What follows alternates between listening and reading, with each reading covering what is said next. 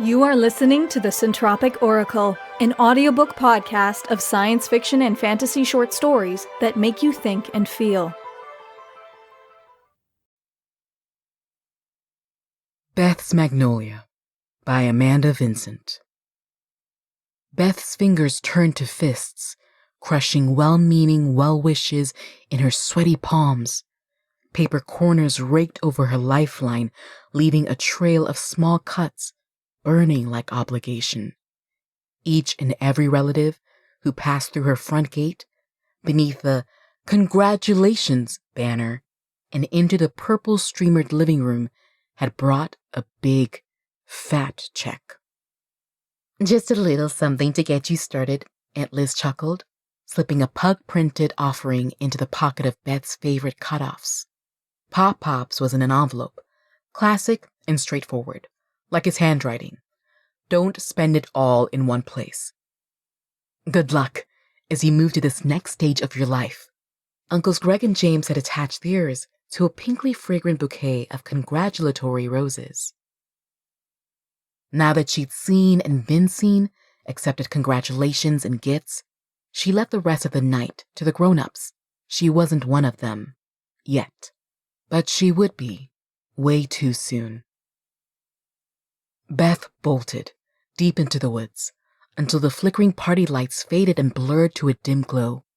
Before the night completely devoured her home, she dropped to the ground and rested beneath the shadowed magnolia. Her magnolia.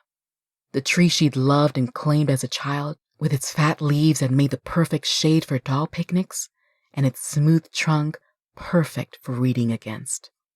Moonlight sprinkled through the branches, illuminating the crumpled expectations for the future in her hands. Ugh. Beth twisted the paper promises, ripping the checks to tiny shreds before dropping them to the ground. Scraping soil from raised roots, Beth buried them, ignoring the beetles and night crawlers that panicked beneath her hands. Warmth emanated from the magnolia, sending waves of comfort through her tension-filled body. She'd always loved this tree and was sure it loved her too. Beth drew her knees to her chest and turned in, resting her cheek against the bark. The wind hummed a wordless tune, ruffling her hair like a child, and she slept.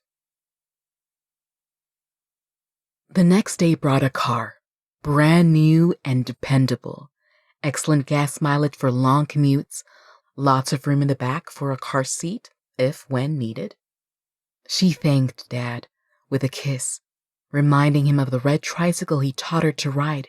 She thanked Mom, hugging her softening middle and reminding her of late-night ice cream runs.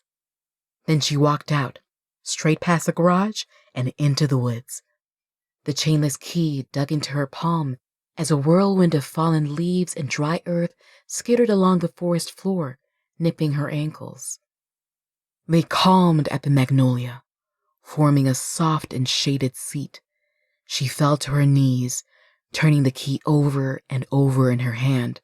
Above her, tentacle branches carved the sun like blades.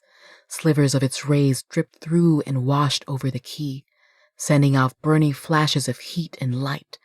Beth's eyes teared, and her hands fell to her side. "I'll take it." A voice softer than moss tickled her earlobe. "Huh?" Beth jumped and startled, dropping the key to the earth. "I'll take it."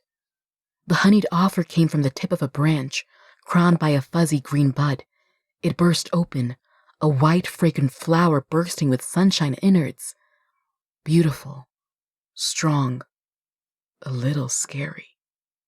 Within moments, it browned, crisping from the outside in. Petals dropped one by one, then turned to dust, swallowed by the ground. Beth jammed the key into the dry petal-dead dirt that circled the roots. Her hand warmed, as if beneath a mother's quick squeeze, and peace washed over her.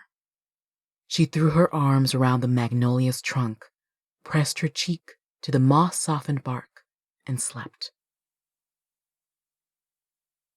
"I'll take that." Beth pressed her resume, carefully crafted and disgustingly qualified, into the hands of a low-lying branch. I'll take those.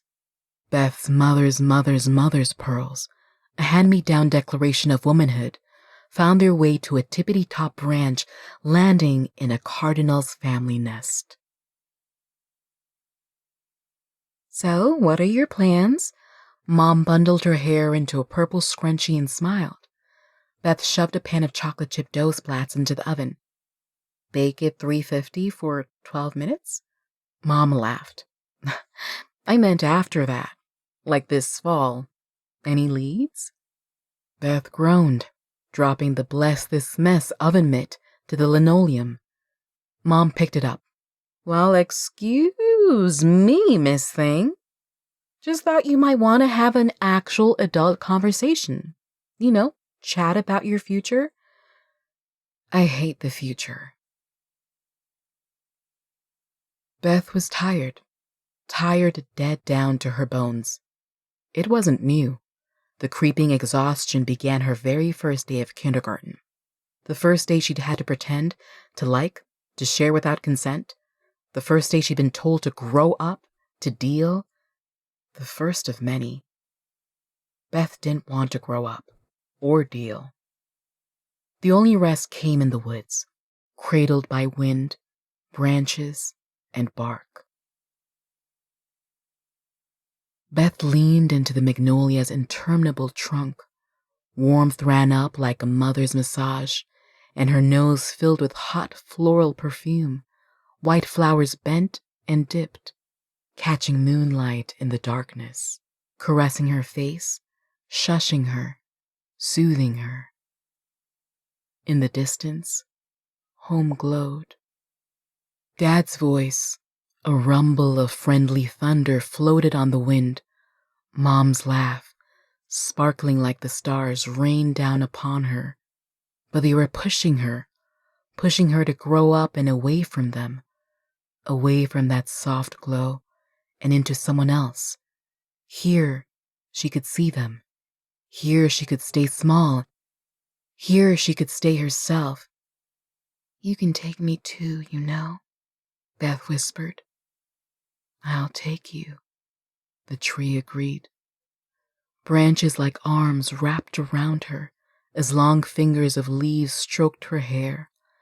Beth nestled closer to her Magnolia, her soft flesh fusing with the bark and roots. The tree took her in, releasing her fears like oxygen in the midnight air. Beth was safe. Beth was close. A new ring in a timeless trunk.